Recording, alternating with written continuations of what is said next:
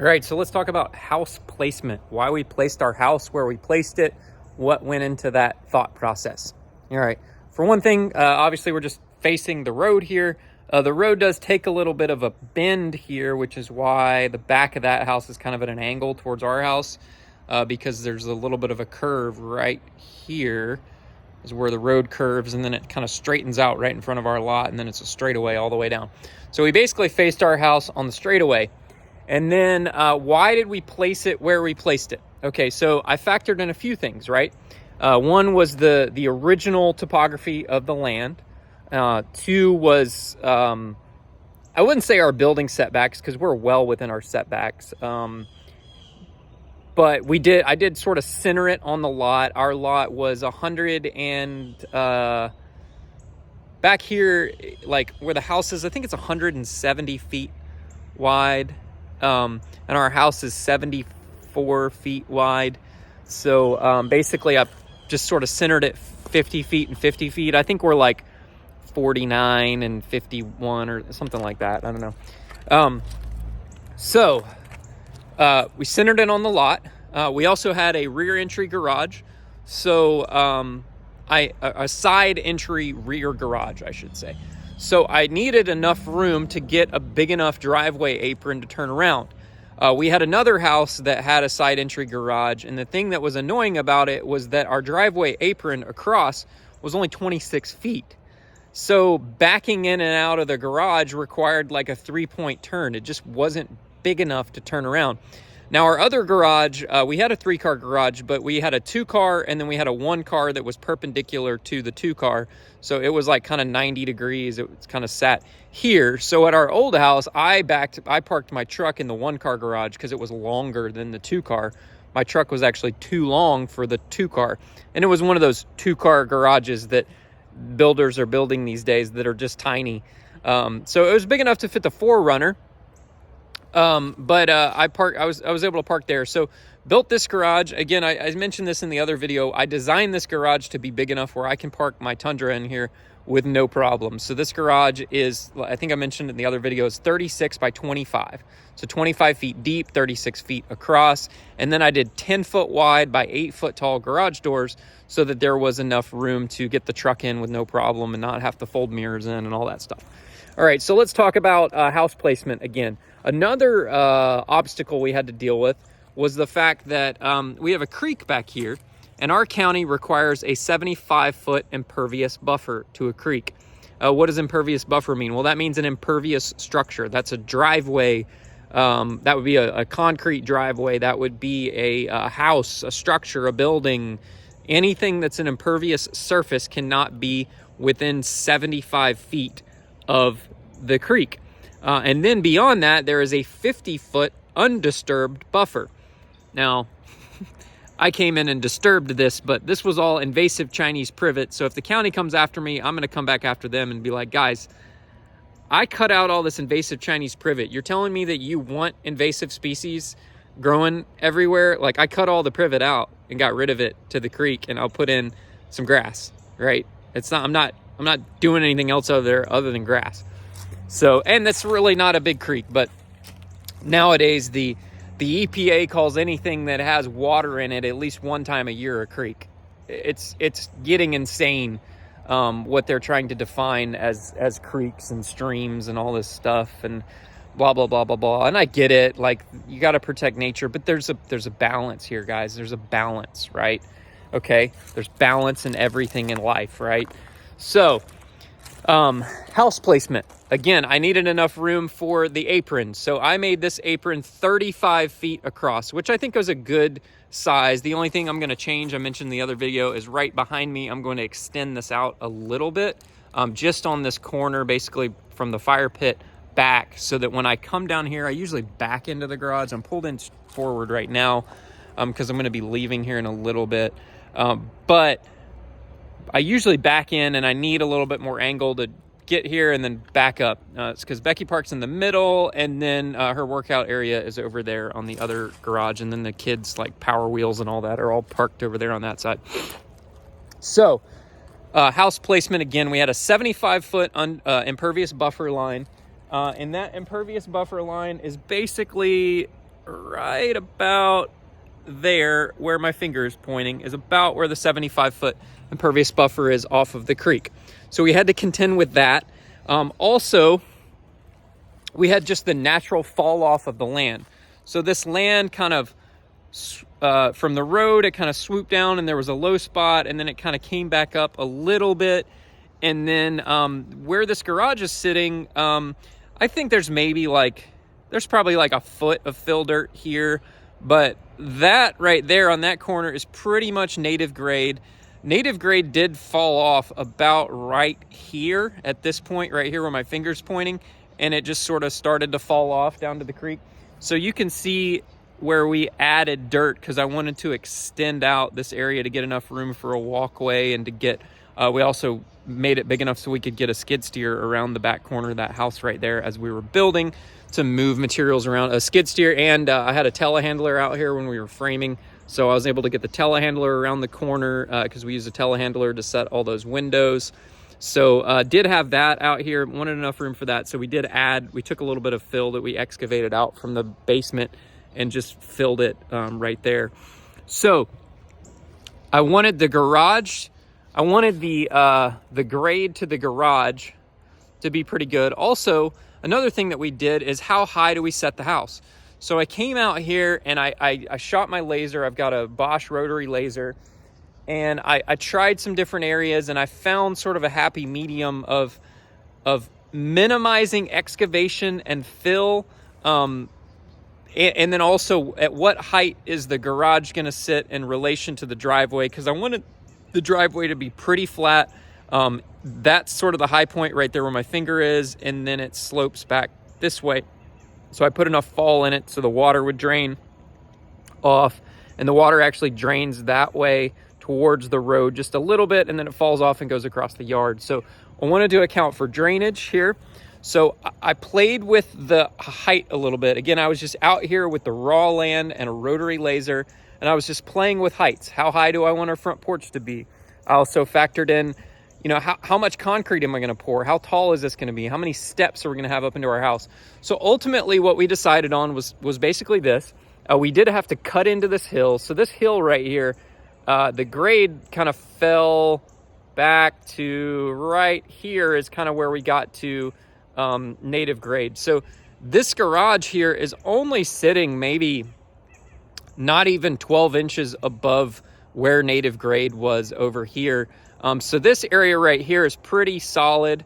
So all of this was cut out with a machine. So we dug into this and then we sloped it back up the hill. So we made the slope a little bit steeper. It was more of a gradual slope that kind of came down right there and sort of stopped right in this point, right around there. So we came in and we cut all that out, and we cut in the driveway and cut everything out. We also added a significant amount of fill in the front yard. I'll go back around this side and show you here. So this all over here, this area right here is basically native grade, right? Native grade is right there. So this was all native grade here. That's about where the grade was. And then you can see how it kind of falls off there. That's where we started adding fill dirt and sort of built up. That's why this slope is steeper here. So the native grade originally was a little bit more of a gradual slope. And then we excavated out all of this. So this was all excavated out original. And then this was all cut right here. We started cutting to this point right around where this wood pile is. This was all cut deeper because this was actually a little bit taller here. Native grade over here on this end of the house was basically right about there where my finger is, was native grade. And then we cut all of this out back towards me. This was all dug out with the machine because I wanted daylight access to the basement, and I wanted a driveway here, and I wanted parking, and I wanted a garage, and I wanted all that. So we added these wing walls in here, and we added the retaining wall over there. And then basically what we did at that point is we took all of the fill. We also, all of the spoils that we excavated out from the basement, we had a big mountain of dirt right here. It was huge. We had a huge mountain. So we took all this dirt that we dug out of the basement and piled it up out here in a mountain in the front. And this mountain sat here, which worked out in our favor in the future when we did our final grade, because this, like I said, native grade, where I'm standing here, native grade was probably about at my waist. So this was all excavated out. Once you get past to about where that porta potty is, that's all native grade right there. And then we cut all of this out. We actually had to cut this when we did the footings, because we had to get the pump truck down here to be able to pump the footings, because we couldn't get the pump truck up there. It was a little bit too sloppy. It was raining that day. We had an emergency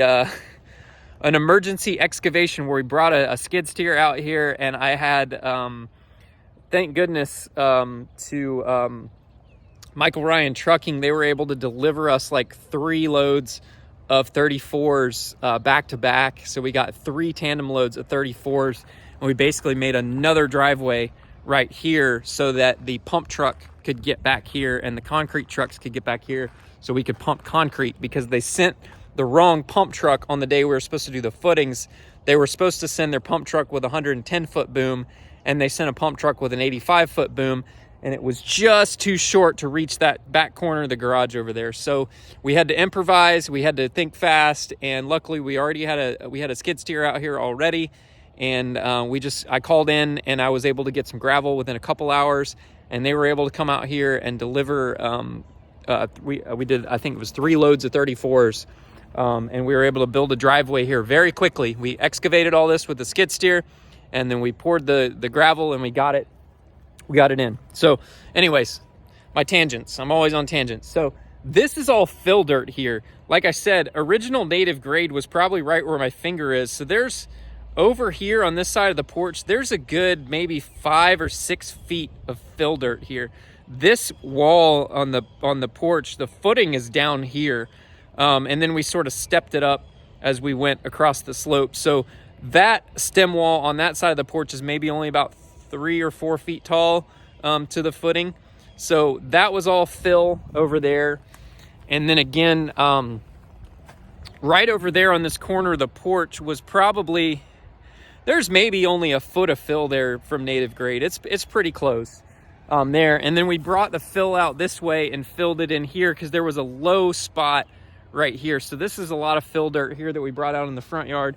And then our septic system is over there. So our tank is right there, and all of our field lines slope out towards the road that way at an angle, and they sort of stair step back this way. They zigzag backwards because the grade kind of slopes this way. So we've got a gravity drain septic system. It all worked out perfect. It was a great install. And then we backfilled over the top of that with a little bit of, there's not much fill out there as you get closer to the road. There's not a whole lot of fill. And right at the road, there's no fill whatsoever. So, and we had some fantastic topsoil out here. So this property right here, where our house sits, there used to be a chicken house here. And the chicken house, you know, all the chickens shitting on the floor over the years filled it up. And you can imagine how good the soil was. When we started turning the soil, you could just smell the composted manure in there. It just smelled fantastic. Like, I know some people think that's gross, but to me, that's great soil. So what we did when we excavated out here, when we started doing our excavation, is we actually pushed all that topsoil into a big pile, basically right where this driveway is sitting, down the property line. We had a silt fence that was right here. We made a big mountain of topsoil all the way across. So when we came in to do our final grade in our landscaping, we pushed all that topsoil back over the top of the subsoil and mixed it all in with the Harley rake. So we've got some great soil there for the front yard underneath the grass. So that was one thing we wanted to do. We wanted to save all that topsoil and reuse it again, so we get some good soil underneath. And then every year I'll come out here and I'll top dress this with some composted manure every year. And I've got probably 2 years worth of leveling it with river sand to get this thing leveled out and nice and level, so I can start reel mowing it. And then I'll do a composted manure every year. I did that at my old house every year around Memorial Day. I would aerate the crap out of the yard, and then I would come in and get some composted manure delivered, and then spread that out and top dress it. And basically that falls into all of the all of the holes from the that are made from the aeration, and then you're sort of changing that soil profile, and then we'll come in and then drag it and sort of mix in the old soil with the plugs, with the compost and manure, and it all falls in the holes and all that stuff. So over time, you end up getting a pretty good soil for your front yard. You get a nice level yard where you can reel mow it and it looks like a golf course fairway. But that's going to take some work to get to this, because this is super bumpy right now. Right now, I was mowing it with my 48-inch. I got a 48-inch Hydro walk behind, Ferris Hydro walk behind mower, but I can't do that right now. Or my hydro pump blew out on my walk behind, so I'm waiting on the new pump to come in. It's supposed to ship tomorrow, so I've been having to pay a guy to come mow the grass for me for at least a month plus now. So that's the status on this. That's why we chose and how we chose to set the house back. The house sits 100. Goodness gracious, dude, you're driving over the septic system, bro.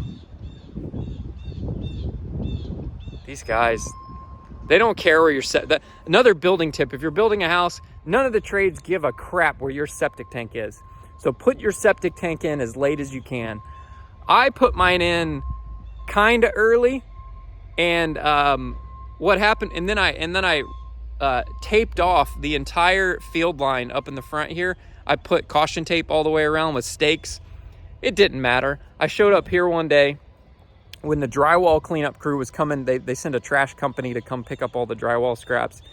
The dude had his truck. I saw him on camera. I had left the house for a couple hours. I had an appointment, and I saw him on camera drive over my caution tape, over all of that, and then he drove back and backed his truck right up to the front door so that he didn't have to move the scraps as far. I was livid. I came back, I was like, what the hell are you doing, man? Did you not see the caution tape? He just drove right over it, didn't give a crap. So I said, you're paying for my septic field if you damaged it. He's like, I'm so sorry, I'm so sorry. It's like, yeah, think next time, idiot. Use your brain. What do you think the caution tape's for, moron? Like, come on. So I get a little angry about that sometimes. So, all right, guys. Well, that's how we did the grade. Yeah, like I said, we're 145 feet, and a lot of this is fill where I'm sitting here, but we got the grade nice and sloped out. We left ourselves a little bit of a swale here for the water to go around. And then I'm going to talk about this drainage issue later, and the big problem that we have, and it's probably going to be expensive to fix. But I've got to get the city involved in that, because part of that was their fault when we did our grading permit, and they told us we didn't need a culvert pipe and culvert drain there, but when in fact we really did. So we'll talk about that in the future. So thanks again, guys. Have a good one. We'll talk to you later.